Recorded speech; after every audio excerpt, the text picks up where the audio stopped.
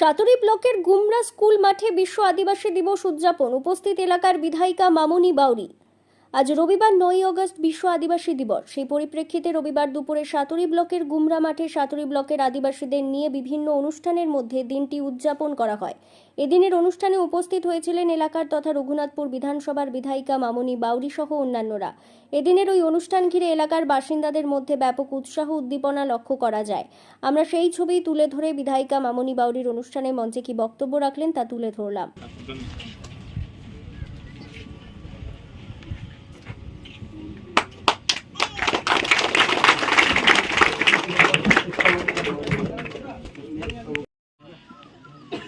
আজকে যে গুমরা মাঠে যে বিশ্ব আদিবাসী দিবস উপলক্ষে যে অনুষ্ঠান অনুষ্ঠিত হয়েছে, এই অনুষ্ঠানের মঞ্চে উপস্থিত আছেন আমাদের বিশিষ্ট সমাজসেবী সম্মানীয় মানিক মণ্ডল মহাশয়, উপস্থিত আছেন আমাদের আদিবাসী মোর্চা থেকে দায়িত্বে আছেন বিশিষ্ট সমাজসেবী সম্মানীয় নয়ন মান্টি মহাশয়, উপস্থিত আছেন এই মঞ্চে আমাদের আরেকজন বিশিষ্ট সমাজসেবী সম্মানীয় ধনা টুডু মহাশয়, আমাদের মধ্যে উপস্থিত আছেন আমাদের বিশিষ্ট সমাজসেবী লড়াকু, যে সব সময় সর্বদা মানুষের পাশে থেকে সাথে থেকে কাজ করেন, আপনাদের ঘরের ছেলে পরিচিত মুখ সম্মানীয় অরূপাচার্য মহাশয়, ওনার জন্য একটা জোরে হাততালি হোক। উপস্থিত আছেন আমাদের সাতুরি ব্লকের প্রশাসনের দায়িত্বে আছেন এসআই সম্মানীয় অরূপ বাবু মহাশয়, উপস্থিত আছেন আমাদের পেছন দিকে আমাদের পার্থদা, উনিও বিশিষ্ট সমাজসেবী আমাদের মধ্যে আছেন, আমাদের মায়েরা দিদিরা আছেন মঞ্চে, আমাদের মমতা দি আছেন, সকলে আছেন।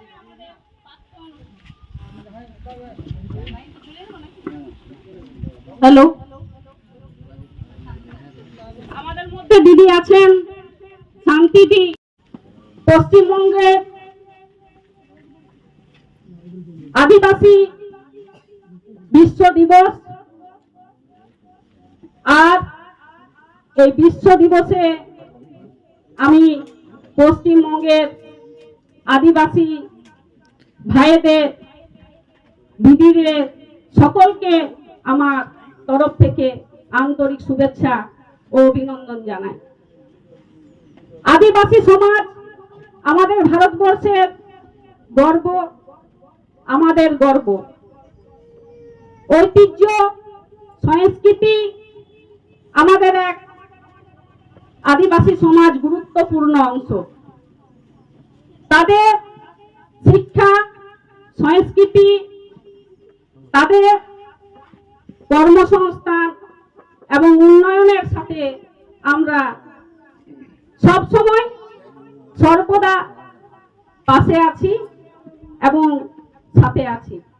আমাদের ভারতীয় জনতা পার্টির সরকার পশ্চিমবঙ্গের মানুষের উন্নয়নের সাথে সাথে বিশেষ করে আদিবাসী সমাজের জন্য বিশেষ গুরুত্ব দিয়েছে। আমাদের বিজেপি সরকার, আজকে আপনারা জানেন যে আমাদের দেশের প্রধানমন্ত্রী, সকলে জানেন যে দেশের প্রধানমন্ত্রী নরেন্দ্র মোদীজি, যদি উনি কারোর জন্য চিন্তা ভাবনা করেছেন তো আমাদের সকলের জন্য চিন্তা ভাবনা করেছেন, এবং বিশেষ করে এসটি এসসিদের জন্য বিশেষভাবে উনি চিন্তা ভাবনা করেছেন। আপনারা জানেন যে আপনাদের ঘরের মেয়ে, আদিবাসী ঘরের মেয়ে, আজকে সম্মানীয় দ্রৌপদী মুর্মু আজকে রাষ্ট্রপতি হয়েছেন। আজকে আমাদের দেশের প্রধানমন্ত্রী নরেন্দ্র মোদীজি উনি চিন্তা ভাবনা করেছেন।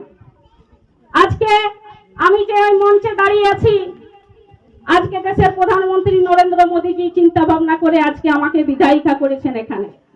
আজকে আমার মতন একজন এসসি ঘরের মহিলা আজকে জেলার বাঁকুড়া সাংগঠনিক জেলার সাধারণ সম্পাদিকা। তাই আমি আপনাদের কাছে বলতে চাই যে একমাত্র যদি কেউ চিন্তা ভাবনা করেন, আমাদের দেশের প্রধানমন্ত্রী বিশেষভাবে চিন্তা ভাবনা করেন এসসি এসটিদের জন্য। তাই আপনাদের এই মঞ্চ থেকে আমি কথা দিয়ে যাচ্ছি, আপনাদের কাছে বলছি যে আমাদের সরকার আপনাদের পাশে, আপনাদের সাথে সব সময় আছে।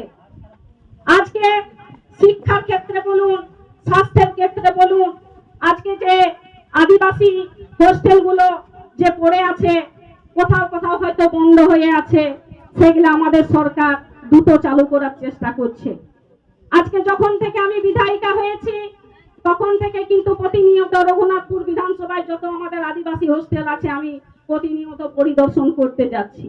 যদি কোথাও বাকি আছে সেগুলো আমি যাব, এবং দ্রুত আমার আদিবাসী যাতে যুব সমাজ, আমার আদিবাসী ছেলেমেয়েরা যাতে সেখানে আদিবাসী হোস্টেলে উচ্চ শিক্ষায় শিক্ষিত হতে পারে, তার জন্য আমি কথা দিয়ে আছি।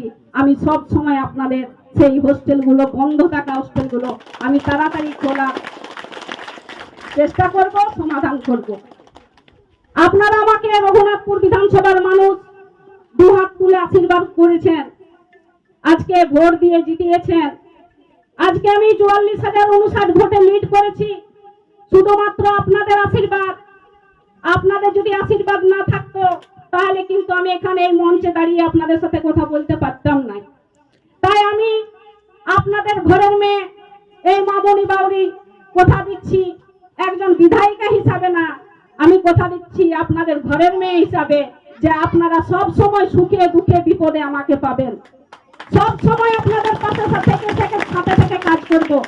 আপনারা জানেন যে বিধানসভাতে কলকাতায় যে মিটিং হয়েছে, সেই বিধানসভার ভিতরে আমি আপনাদের এই রঘুনাথপুর বিধানসভার জনগণের কথা তুলে ধরেছি। আপনারা জানেন যে রঘুনাথপুর বিধানসভায় এখন প্রত্যেকটা জায়গায়, অনেক জায়গায় জলের সমস্যা রয়েছে। আর সাঁতুরি ব্লকেও আমাদের এই পানীয় জল থেকে মানুষ এখনো বঞ্চিত আছে।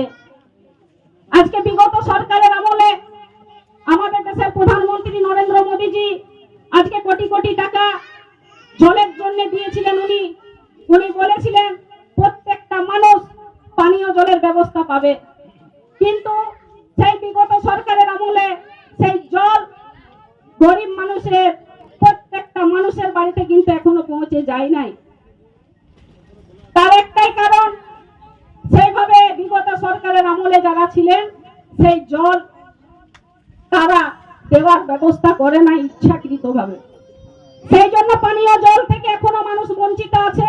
কোথাও পাইপ লাইন বসেছে তো জল যায় নাই, কোথাও পাইপ ফেটে আছে সেখানে মেরামতের ব্যবস্থা নাই, কোথাও ট্যাঙ্কির ব্যবস্থা করেছে সেখানে জল নাই।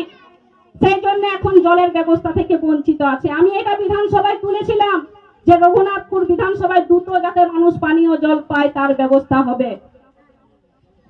সেই কথা বলার পরে আমাকে যিনি মন্ত্রী আছেন উনি আমাকে চিঠি করেছেন সেই জলের নিয়ে।